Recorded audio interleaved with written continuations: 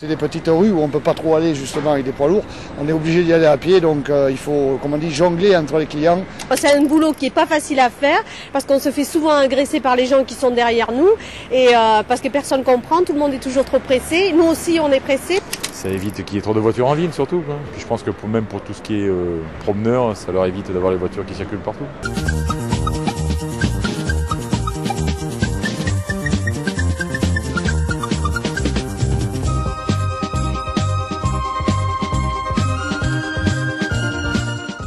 Les livraisons des marchandises en ville, c'est un vrai problème de manière générale. Par exemple, à Bordeaux, les livraisons, d'après une enquête que nous avons menée en 96 et 98, c'est 10 000 livraisons au kilomètre carré en centre-ville par semaine.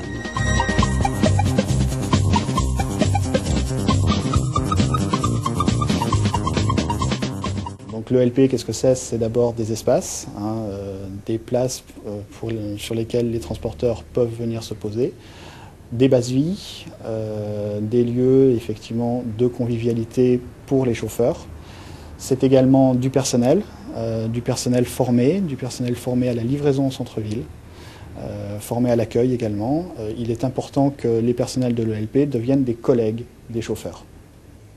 Les collaborateurs, eux, sont issus pour de la Fédération du commerce bordelais, un équivalent temps plein, une association entre la Chambre des métiers et la Chambre de commerce, pour un autre équivalent temps plein, et TNT, donc un personnel qui est à mi-temps en compte propre pour TNT, et pour son autre mi-temps, il anime un ELP.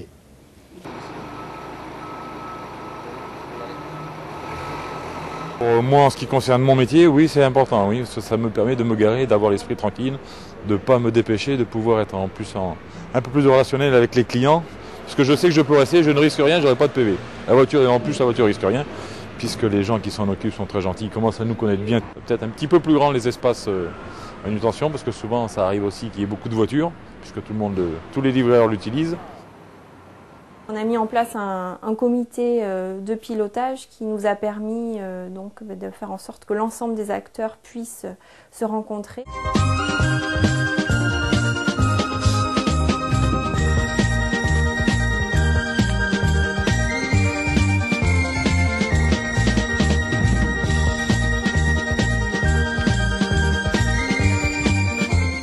On a un équilibre qui se fait plutôt à 40% donc pour des financements dits publics et 60% pour des financements privés, puisque les transporteurs utilisateurs, depuis cette année, donc, participent directement donc, au financement du projet.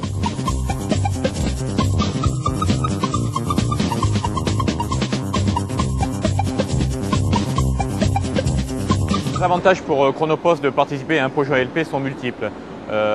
Ils nous permettent de travailler en corrélation très rapide avec la Chambre de commerce et la mairie de Bordeaux. Ils nous permettent, nous, de réajuster notre distribution dans le centre-ville par rapport à ce que souhaite faire la ville de Bordeaux du centre-ville.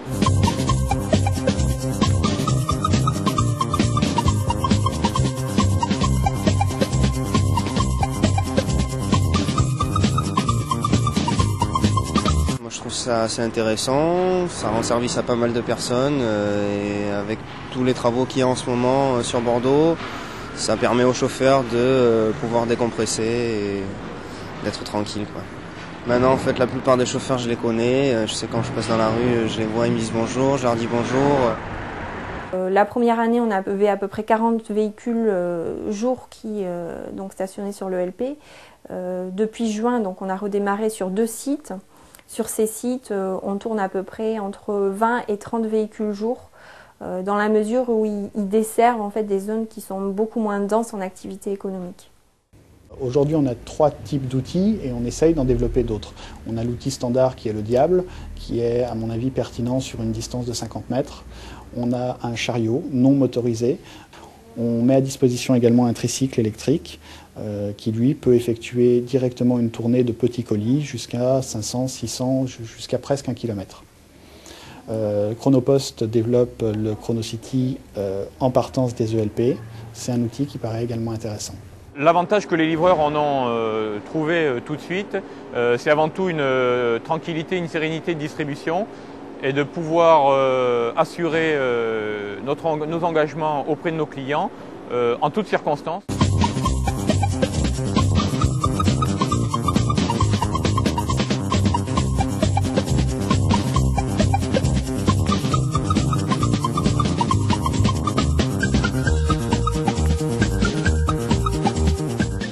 Cette ELP aujourd'hui pour TNT, c'est la mise en place d'un voltigeur, un salarié TNT qui attend l'apport de la marchandise qui nous provient de notre agence de Mérignac et qui est desservie ensuite grâce à ce voltigeur sur l'hypercentre, donc dans des passages piétons avec un véhicule non pollueur. Nous avons pu comparer l'organisation des tournées avant la mise en place de l'espace logistique de proximité et l'organisation avec l'espace logistique de proximité. Ceci nous a permis d'évaluer des gains en termes de consommation d'énergie qui restent modestes à l'échelle d'une expérimentation mais qui sont significatifs et des réductions significatives de nuisances en termes d'émissions polluantes. Ce qui est intéressant du point de vue du chauffeur-livreur, c'est qu'il a pu gagner à chaque arrêt, en moyenne 10 minutes. Cela représente l'équivalent d'une tournée économisée par jour.